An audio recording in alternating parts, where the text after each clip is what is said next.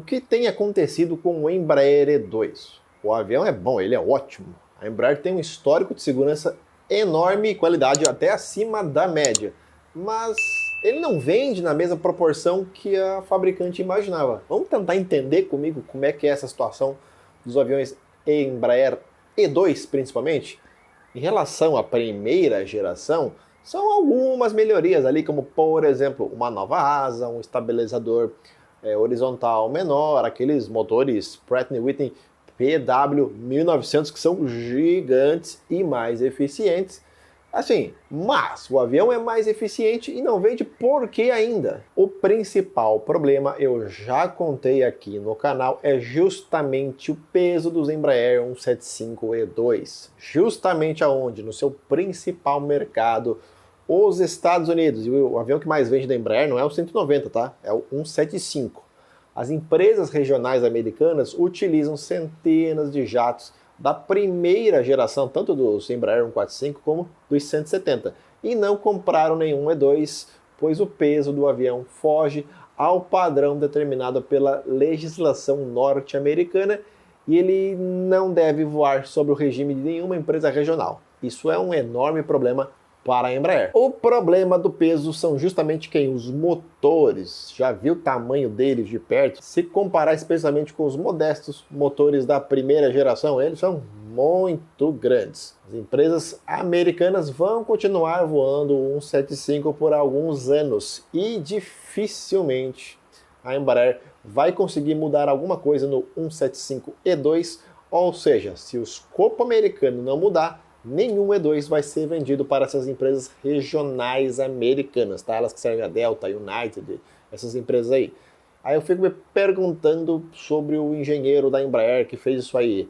Ele não sabia disso? Ele sabia disso, mas não deu, acho que não tinha muito o que fazer em relação à eficiência sem deixar o motor daquele tamanho. Será que ele não sabia dessa limitação justamente no principal mercado? Será que não seria interessante sacrificar, vamos falar assim, o resto do mundo para favorecer o mercado onde mais se vende avião da Embraer?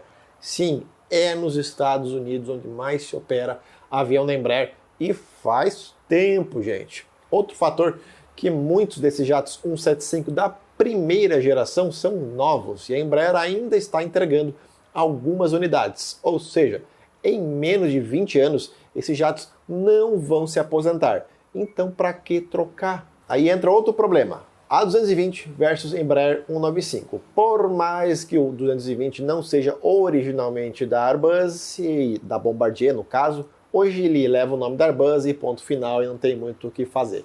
Muitas companhias aéreas do mundo acabaram sendo atraídas especialmente pelo nome da Airbus. Isso é um fato que, infelizmente, acontece.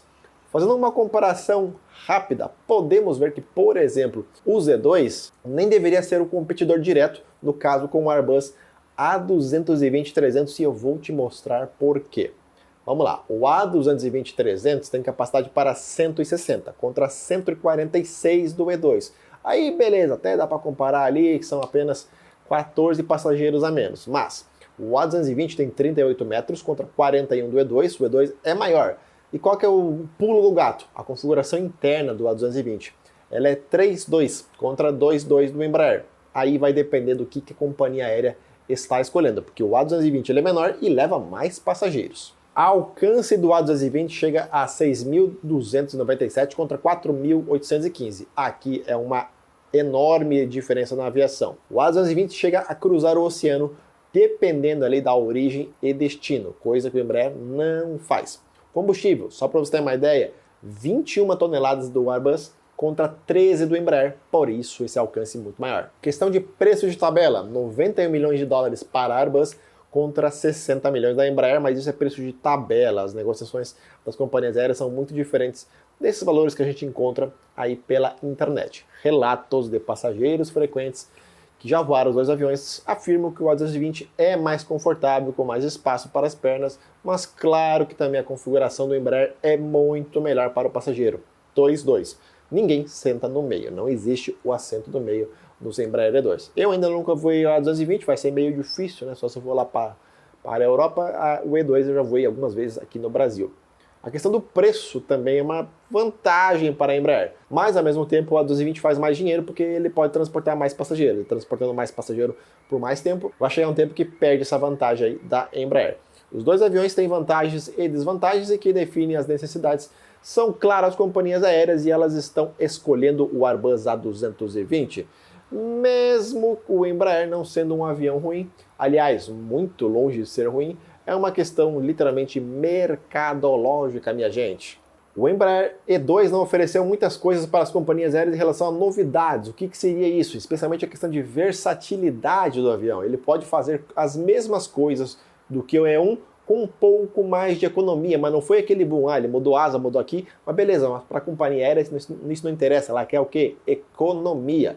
Não é tão diferente como, por exemplo, o produto que a Airbus vende hoje. O fracasso do A380 é uma prova viva disso, que o avião não era bom o suficiente para as companhias aéreas. O A319 é uma outra categoria de avião, gente, não tem nada a ver com o 18. O A220 pode voar em rotas interessantes, ali até 6 horas, sem uma grande demanda, com mais conforto. O Embraer não é capaz de fazer isso. Isso é um ponto bastante negativo em relação ao fabricante europeu. E olha esses dados aí, ó. A JetBlue está trocando o seu 190 por A220. A Air Canada aposentou 45 Embraer 190 e hoje tem 33 Airbus A220. Prova mais clara disso que as companhias estão preferindo o Airbus não existe. E olha que eles tiveram que fazer o quê? Um novo treinamento, capacitar o pessoal de manutenção, porque é completamente diferente o avião, ou seja, eles estão gastando mais dinheiro para trocar para um outro modelo de avião. Era muito mais rápido e barato, né? Continuar, sair do E1 e ir para o E2, não. Eles estão preferindo ir para a Airbus. Quer um outro exemplo aí, ó? A Egypt Air, que tinha o seu 170, tudo bem, é um outro tipo de aeronave, mas também foi trocada pelo A220, e também a Fancy, que aposentou o seu 190, até que voava na subsidiária Hope, e agora está operando os Airbus A220. O avião é bom, o problema da Embraer é só vender, vamos falar só vender entre aspas aí, mais dos seus E-Jets. E não, gente, pela enésima vez eu vou repetir aqui para vocês, a Embraer não vai fazer um jato para competir com o A320 e com o 737. Ela sequer consegue competir com o A220, as vendas do A220, a escolha dos clientes. Você imagina fazer um projeto do zero, esticar o E2 também está fora de questão, é muito complicada a situação da Embraer. Foca no que ela sabe fazer de melhor. Jatos regionais como o E2, a primeira geração, e claro, jatos executivos que ela vende horrores. É uma das que mais vendem jatos executivos no mundo, dos Phenom, os Legacy da vida aí. Jatos sensacionais também, você não vê notícias deles aí dando problemas. Claro que também eles voam muito menos do que um jato de passageiros. Mas é isso, se você gosta do conteúdo aqui do canal, se você quiser assistir o meu canal de viagens também, Mochilando na Maionese, você pode acompanhar as minhas viagens lá ao redor do mundo. Inclusive eu devo estar viajando nesse momento da gravação desse vídeo. Acompanha lá, que é um canal de viagens muito legal. Lá não tem polêmica, aqui sempre tem uma polêmica. É isso, você pode também colaborar com o canal aqui, tem o Pix aí embaixo, aquela coisa, inscreva-se, até o próximo vídeo, tchau!